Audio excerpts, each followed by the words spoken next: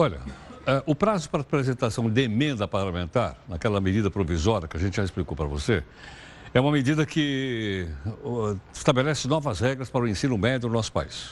Isso terminou na quinta-feira. Pra você ter uma ideia, os senadores sugeriram 567 modificações do texto, é uma coisa imensa. A medida vai ser analisada primeiro por uma comissão mista, deputado e senador, né? Depois vai para os plenários. E nós estamos, então, tentando entender a importância que tem essa mudança no ensino médio. Tanto que a gente já trouxe aqui, né, um convidado que fez duras críticas, inclusive a maneira pela qual a medida foi anunciada, que é a medida provisória, e também pelo seu conteúdo. Mas agora a gente vai ver o outro lado. O outro lado é a presença do secretário de Educação Básica do MEC, Rocieli Soares da Silva, que está aqui conosco gentilmente no nosso estúdio em Brasília. Rocieli, muito obrigado pela gentileza, bem-vindo aqui no Jornal da Record News. Muito obrigado, Heródoto. É um prazer estar aqui com vocês para falar desse tema tão importante, né? Que como grande notícia, veio para o centro do debate brasileiro, que é a educação, que deve sempre ser discutida por toda a população. Rocieli, será que a maneira pela qual foi divulgada deu uma noção geral para os pais, professores, alunos do que pode acontecer? Ou foi um pouco tumultuada e a gente também acabou tumultuando no nosso noticiário? Heródoto, temos muitos pontos importantes em discussão quando a gente fala da reforma do ensino médio.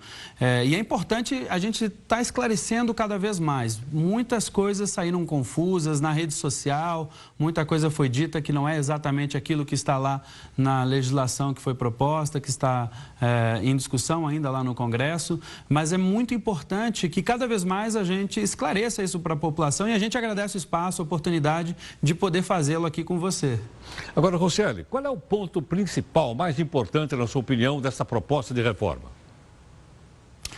O ponto principal, certamente, é a flexibilização, a possibilidade de flexibilizar. E isso não é uma discussão de agora. Se a gente pegar o Plano Nacional de Educação, que foi discutido durante muitos anos, na meta que fala do ensino médio, embaixo da meta tem as estratégias, ou seja, como que a gente chega lá para garantir aqueles objetivos.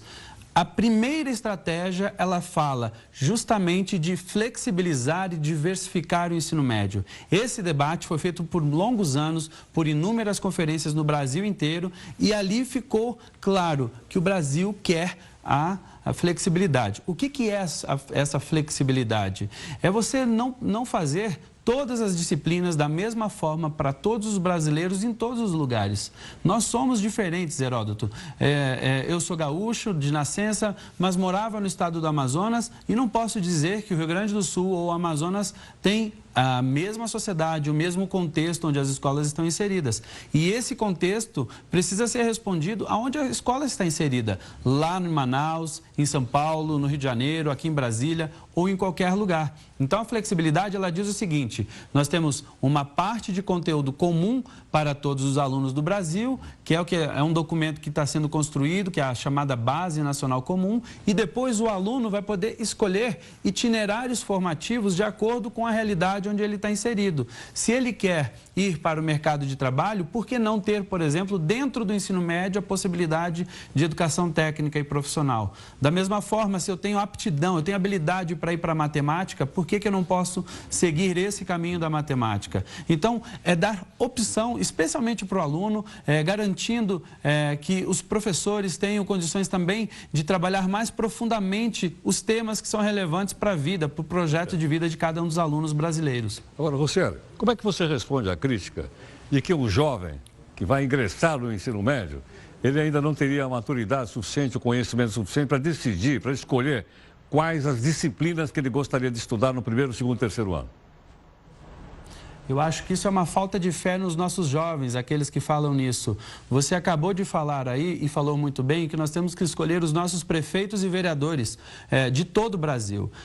Por que o nosso jovem de 16 anos pode escolher o prefeito, pode escolher o governador, o presidente da República, que são decisões fundamentais para o nosso país, e ele não vai ter condições de escolher trajetórias para a sua vida? Ele tem condições, sim. E se ele não achar no primeiro momento, ele pode mudar. A ideia da flexibilidade é que ele encontre esse caminho durante o percurso, se for necessário. Mas os nossos jovens têm essa capacidade e têm feito isso, têm buscado desde cedo se aprimorar. A gente olha para a qualidade da educação, que ela vem... É muito difícil você olhar, por exemplo, para o ensino médio que não tem resultados bons há 10 anos. Os últimos 10 anos são horríveis. Se a gente pegar o resultado de matemática da década de 90, é melhor que o resultado da matemática para os nossos alunos no ensino médio do que hoje.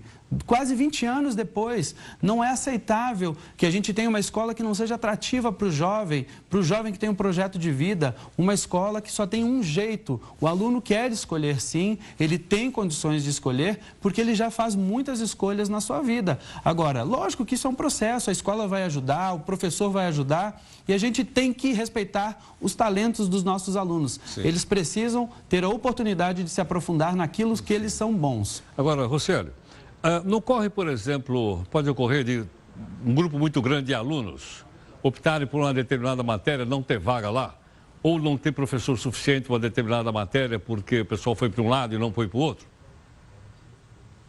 Bom, primeiro que a parte do professor suficiente, as dificuldades estão postas no Brasil. Esse é um desafio que a gente precisa enfrentar, que é a formação do professor, é ter o professor em todos os lugares que a gente precisa de todas as áreas.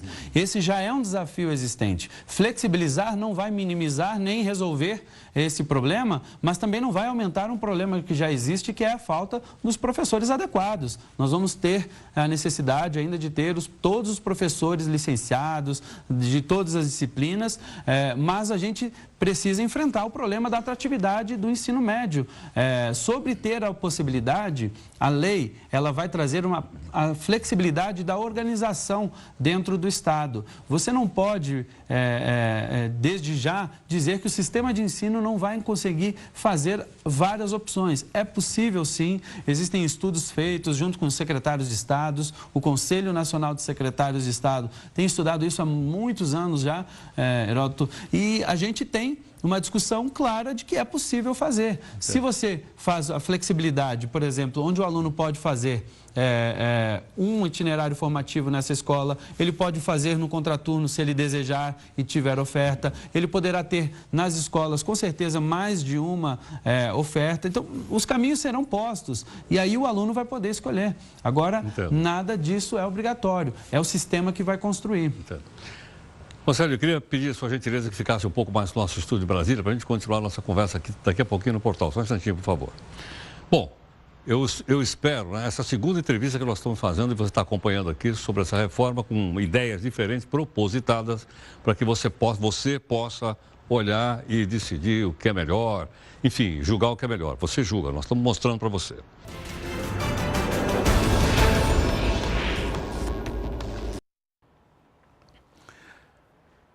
Ok, aqui está conosco Rocieli da Silva, que é secretário do Ministério de Educação. Posso chamar Ministério de Educação e Cultura? Eu fiquei meio perdido agora. Não tem mais a cultura. Ah, tá. Temos o Ministério da Cultura MEC, mas separado. É só da educação. Rocieli, eu queria te perguntar... Isso, exatamente. Te perguntar outra coisa.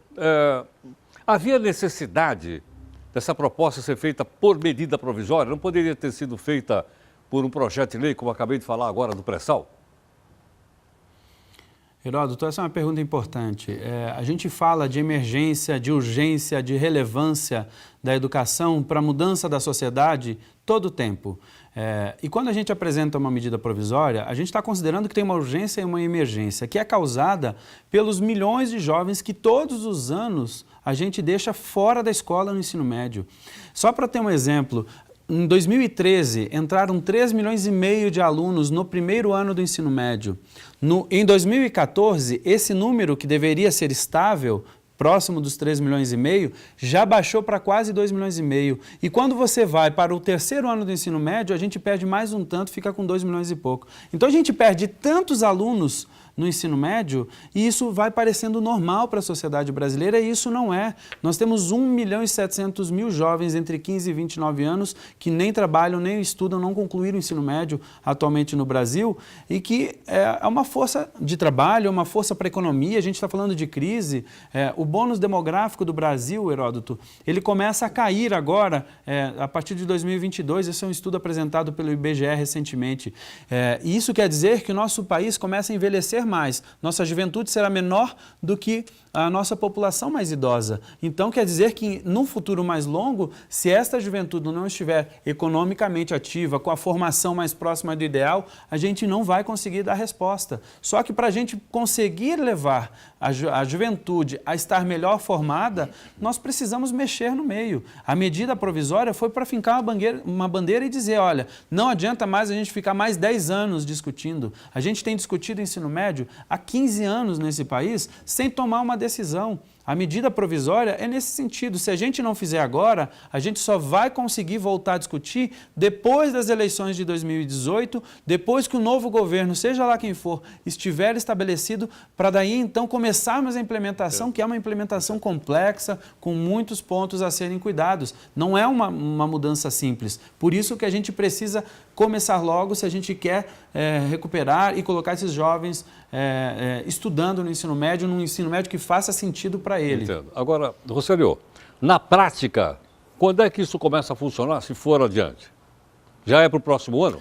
Bom, Heródoto, para o próximo ano nós já temos alguns pontos importantes que já começam a funcionar. A primeira coisa é que para você fazer funcionar uma reforma como essa, a gente tem que cuidar dos aspectos de formação de professores, nós temos que cuidar de aspectos como infraestrutura, nós temos que começar a fazer a movimentação da revisão dos currículos dentro de cada estado vai revisar o seu currículo. Se a gente não começar agora, essa parte de implementação, ela começa assim em 2017 e aí a gente vai ter reflexos maiores em 2018 e isso, se a gente conseguir manter a legislação como está. Por isso que é tão importante que a gente comece em 2017 essa etapa. De outra ponta, nós temos, por exemplo, dentro da medida provisória que foi aprovada pelo presidente Michel Temer, nós temos o projeto de escolas em tempo integral, que é um fomento. Hoje, nós temos apenas 386.000 matrículas de ensino médio no Brasil de tempo integral. Sim. Com esse programa que foi instituído por essa lei, nós vamos passar até 2018, para mais 500.000 matrículas, ou seja, nós vamos mais do que dobrar as matrículas em tempo integral. E isso já é um dos passos importantes a ser dados. Rosselio, muito obrigado pela participação conosco, muito obrigado pela gentileza, até a próxima. Muito obrigado.